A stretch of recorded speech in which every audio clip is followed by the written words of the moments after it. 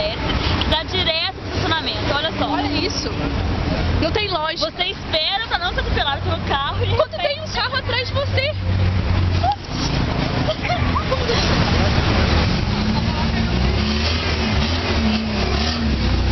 Filma aqui. A gente tá aqui pronto, esperando para atravessar. Tem carros entrando e saindo.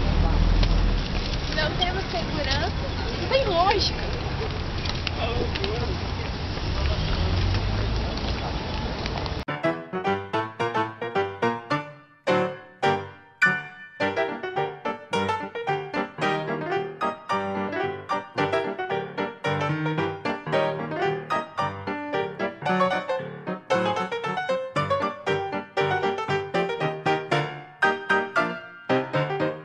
Olha isso.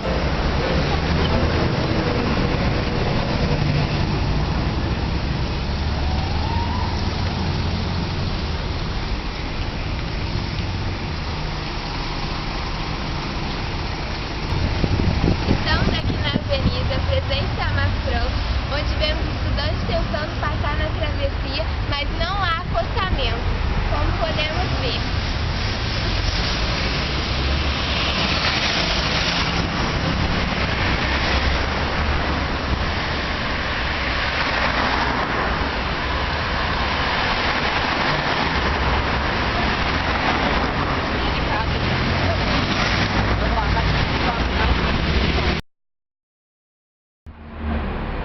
Então, a gente está aqui hoje com o Azulzinho. A gente vai perguntar a ele o que ele acha do governo no Brasil. O que você acha? Sabe as palavras. Estamos muito contentes. Muito obrigado pela entrevista.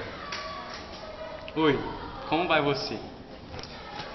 O problema nas ruas não é do lixo, não é urbano, somente urbano, mas sim também social. As pessoas não têm consciência e jogam o lixo no chão. Então, não jogue lixo no chão.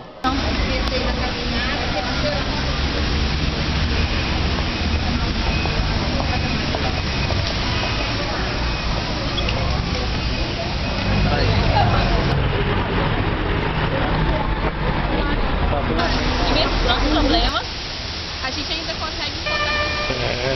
Essa vez eu ouvi alguém contar muito além sob o arco-íris a um lugar. Sofri. Olha, tá muito bom.